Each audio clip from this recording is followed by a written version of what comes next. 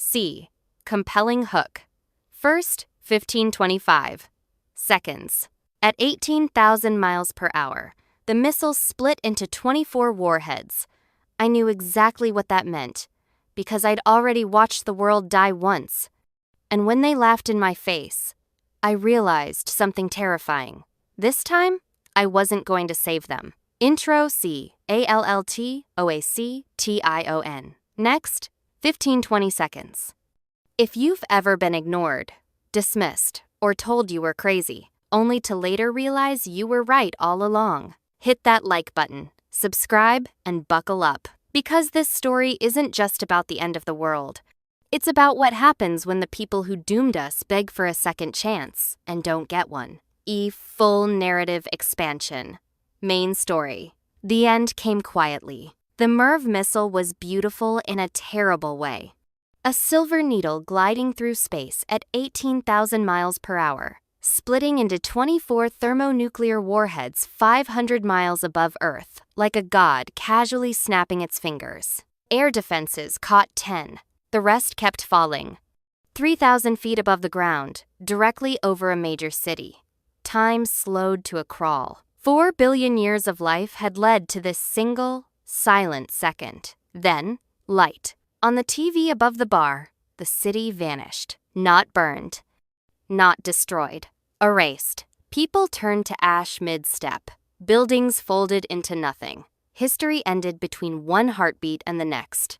Around me, glasses slipped from numb fingers and shattered. Someone collapsed. Someone screamed. I couldn't move. My lungs forgot how to work. I watched another city die. Then another. Then another.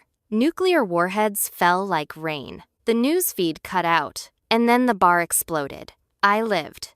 That was my first punishment. I crawled from the rubble hours later. Our rural town had only caught the edge of one blast. Enough to kill the future, but not me. Cars lay tossed like toys. Bodies lined the street in shapes no human should ever make. I remember seeing 2 men fighting over a car. One had a gun. One didn't. The gun went off. I ran.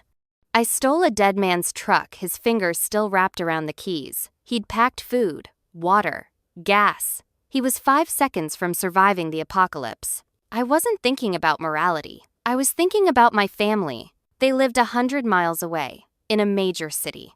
I drove through what used to be a forest. No birds, no leaves, just blackened twigs snapping under tires. Something inside me went hollow. The city was already ash. I stood where my family's house should have been. Ash coated everything. No camps, no survivors, no sound. I walked aimlessly until I saw it. A door. Black metal, bone-white handle, completely untouched. Against all logic, against all fear, I opened it. And the world changed. The second chance they didn't deserve. Grass, birdsong, people laughing, the city alive. I collapsed into the grass and sobbed until my chest hurt. For 20 minutes, I just breathed, terrified that blinking would end it. Then I asked a stranger a question. "What's today's date?" He answered, "Wrong year." I asked another, same answer. Then another. I was in the past. Before the war, before the missiles, I knew what was coming. They called me crazy. I didn't waste time. I went to journalists, think tanks, emergency hotlines. I described the MIRV, the intercept failure. The cities hit first. I begged, and they laughed. One government official leaned back in his chair, smirking. "Do you know how many end-of-the-world profits we get a week?" He waved me away like trash. "Get help." That was the moment something inside me snapped. They weren't ignorant. They were arrogant. They knew the systems were fragile.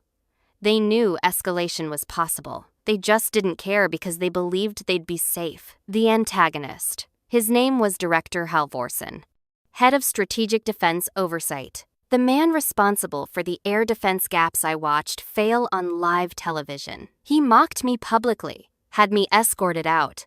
Later, I found out he'd even joked about me in a briefing. Another lunatic with a doomsday fantasy. He slept peacefully every night. I didn't. The plan, the door still existed. Same spot, same handle. I tested it. It always led back. A one-way window into hell. So I waited. I let the clock run. The day before the launch, I requested one final meeting, this time with proof. Satellite trajectories, timings, names. Halvorsen agreed, smug. Bored. I didn't try to convince him. I invited him to see. F.